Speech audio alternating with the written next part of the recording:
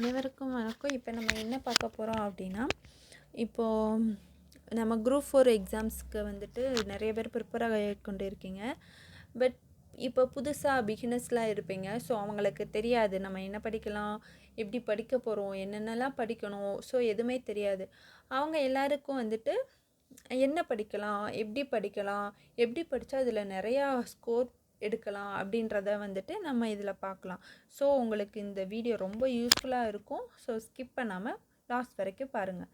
First வந்து என்ன பார்க்க போகிறோம் அப்படின்னா, முதல்ல வந்துட்டு சப்ஜெக்டை வந்து நம்ம பார்க்கலாம். டிஎன்பிஎஸ்சி குரூப் 4ல் வந்து தமிழ் வந்துட்டு மோஸ்ட் இம்பார்ட்டன்ட். பிகாஸ் அதில் தான் வந்துட்டு 100 கொஷின்ஸ் கேட்குறாங்க. ஸோ தமிழ் வந்துட்டு மோஸ்ட்லி இம்பார்ட்டன்ட்.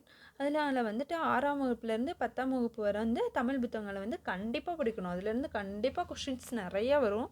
ஸோ அதில் என்னென்ன இம்பார்ட்டண்ட்டாக படிக்கலாம் நம்ம அப்படின்றத நம்ம பார்க்கலாம். ஃபஸ்ட்டு 6th ஸ்டாண்டர்ட் எடுத்துக்கோங்க.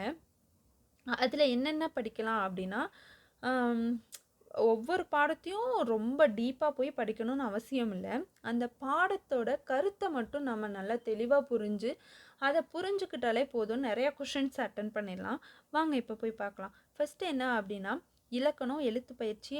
இதில் மஸ்ட்டு எல்லா சப்ஜெக்ட்லேயும் வந்துட்டு எல்லா இயர்லேயும் என்ன படிக்கணும் அப்படின்னா, அந்த ஆசிரியர்கள் அவங்க தான் ரொம்ப முக்கியம்.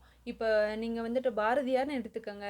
பாரதியார்னு போட்டு ஃபஸ்ட்டு அவர் அவர் என்னென்ன பாட்டு எழுதியிருக்காரு அந்த மாதிரி டீட்டெயில்ஸாக கலெக்ட் பண்ணி கம்பேர் பண்ணி படிங்க. ஸோ அது உங்களுக்கு ரொம்ப ஈஸியாக இருக்கும். நெக்ஸ்ட்டு 7th ஸ்டாண்டர்டில் என்ன படிக்கணும் அப்படின்னா, உரைநடை பகுதிகள், இலக்கணம், பழமொழிகள், ஆசிரியர்கள் பகுதிகள், இதெல்லாம் ரொம்ப முக்கியமானது. ஸோ இதெல்லாம் நம்ம ஸ்கிப் பண்ணவே கூடாது, கண்டிப்பாக இதெல்லாம் படிக்கணும். 8th ஸ்டாண்டர்டில் என்ன படிக்கணும் அப்படின்னா, அதுலேயும் அதான் இலக்கண இலக்கிய பகுதிகள் வந்து ரொம்ப மஸ்ட்டுன்னு சொல்கிறாங்க. நெக்ஸ்ட்டு வந்து அந்த ஸ்கூல் புக்கில் புக் பேக் கொஷின்ஸ் இருக்கும்ல, அதுவும் மஸ்ட்டு. அதெல்லாம் கண்டிப்பாக விடாமல் படிக்கணும். அதை தாண்டி வந்துட்டு அதில் குட்டி குட்டி பாக்ஸ்லலாம் வந்துட்டு குறிப்புன்னு சொல்லிட்டு போட்டிருப்பாங்க. அந்த குறிப்பெல்லாம் வந்துட்டு ரொம்ப மஸ்ட்டு, அதெல்லாம் கண்டிப்பாக படிக்கணும். அதுலேருந்து நிறைய கொஷின்ஸ் கேட்க வாய்ப்பு இருக்குது. நிறைய பேர் அதை ஸ்கிப் பண்ணுவாங்க. ஸோ ஸ்கிப் பண்ணாமல் படிங்க. 9th ஸ்டாண்டர்டில் என்ன பார்க்க போகிறோம் அப்படின்னா, ஒவ்வொரு பாடத்தோட கருத்தை வந்து நம்ம புரிஞ்சு படித்தாலே வந்துட்டு அது வந்து கொஷின்ஸ் எல்லாமே அட்டன் பண்ணிடலாம் அப்படின்னு. ஆக்சுவலி 9th ஸ்டாண்டர்டில் என்ன பண்ணலாம் அப்படின்னா, என்னென்னலாம் படிக்கலாம் அப்படின்னா, முக்கியமானது அப்படின்னா இலக்கியம், உரைநடை, சிறுகதைகள் அண்ட் கட்டுரைகள், நாடக பகுதிகள், மொழிபெயர்ச்சி, இலக்கணம், பழமொழி, திருக்குறள், கவிதைகள். இதெல்லாம் முக்கியமானது வந்து இந்த இலக்கணம் அப்படின்னு சொல்கிறாங்க.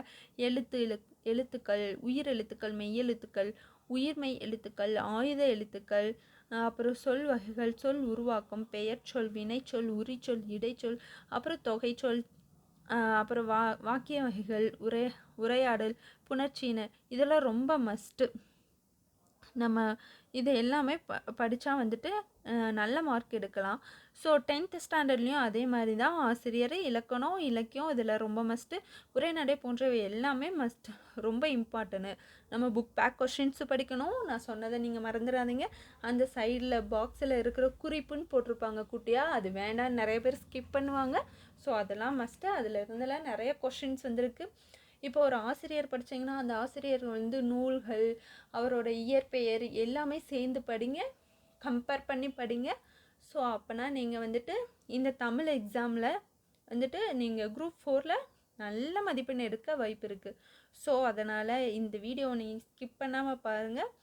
அப்போ தான் வந்துட்டு உங்களுக்கு வந்து தெரியும். நெக்ஸ்ட் வீடியோவில் வந்துட்டு நம்ம என்ன போட போகிறோம் அப்படின்னா, கொஷின் பேப்பர்ஸ் எப்படி இருக்கும், நம்ம எப்படி அட்டன் பண்ணணும், எப்படிலாம் இது பண்ணணும், எப்படிலாம் படித்தா நம்ம நிறைய ஸ்கோர் எடுக்க முடியும் அப்படின்னு வந்து ஒரு ரோட் மேப் மாதிரி ஷார்ட்ஸில் ஒரு குட்டி போஸ்ட் போடுறோம்.